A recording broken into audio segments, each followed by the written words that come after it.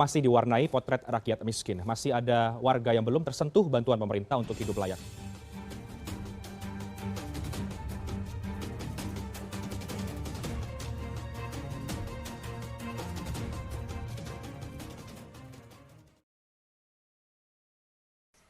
Hello everyone, my name is Atha Salsabila from Public Administration's Faculty of Social and Political Sciences, University of Lampung.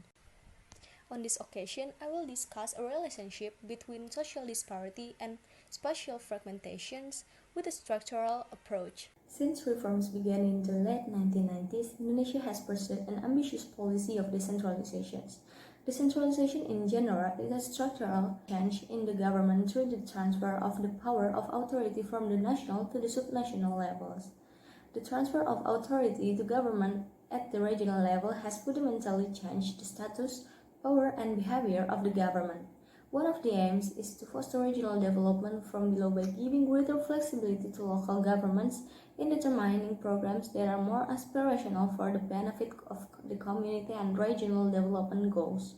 The decentralized system of the government has been in place for nearly 2 decades, but limited studies have been conducted to examine its trajectory. Over the past 4 decades, decentralization has emerged as a popular political system worldwide, and its claim to improve public service delivery by bringing development closer to society.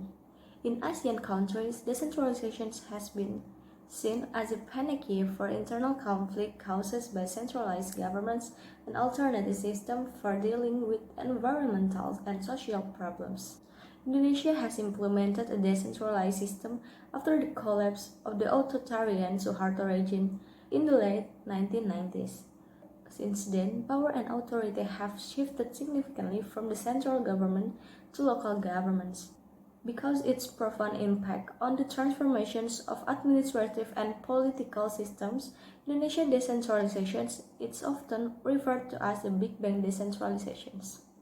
The problem that arises from decentralization in Indonesia is the expansion of regional governments, where an autonomous region can be divided into 2 or more autonomous administrative regions. I found that since the decentralization reforms, the development of regional government in Indonesia was very out of control, resulting in many new autonomous regions or DOB. The main argument for expansion of local government is to bring the government closer to the community and improve the quality and efficiency of public service delivery. However, Kimura 2010 argues that the only driving factor for the growth of local government in Indonesia is politics.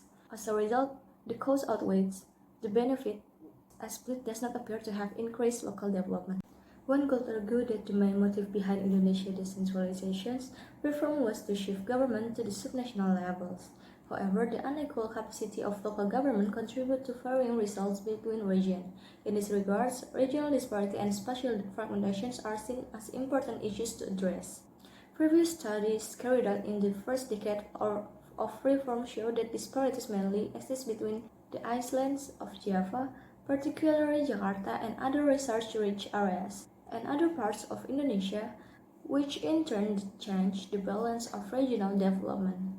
However, I think that the institutional readjustment and adaptations that have occurred in the last decade can contribute to a gradual shift in trend towards improving regional development indicators. Impact on regional disparities. Income disparity between regions is a development problem in the concept of national development as well as regional development.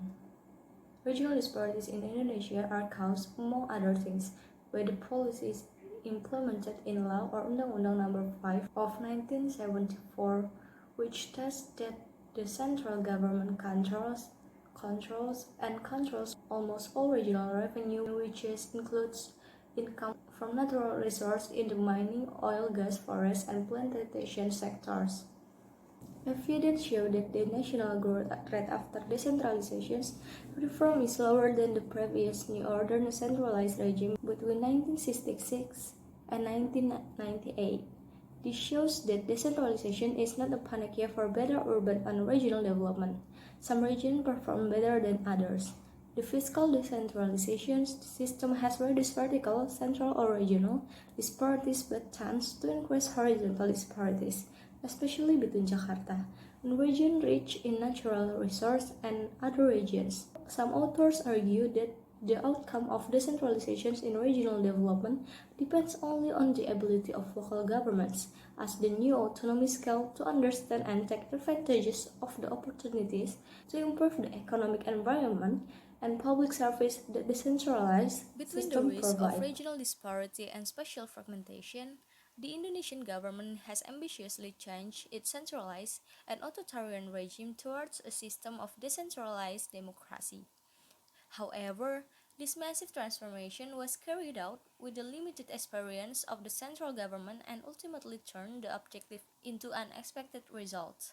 From this experience, the case of Indonesia shows that some institutional restructuring is essential to improving decentralization's practice. Furthermore, apart from regulations, the ability of local governments to deliver better results and socialize development is also important.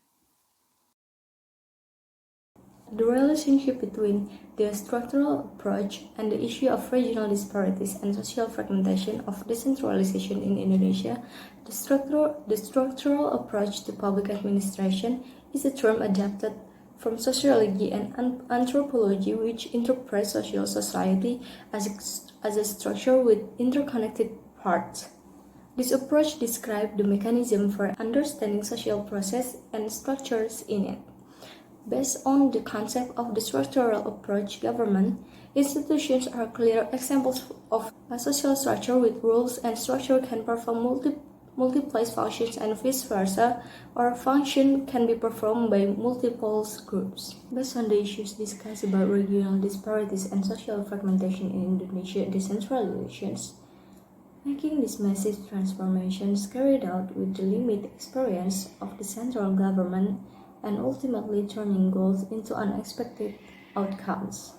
Given this, the case of Indonesia shows that some institutional restructuring is essential to improving decentralization's practice.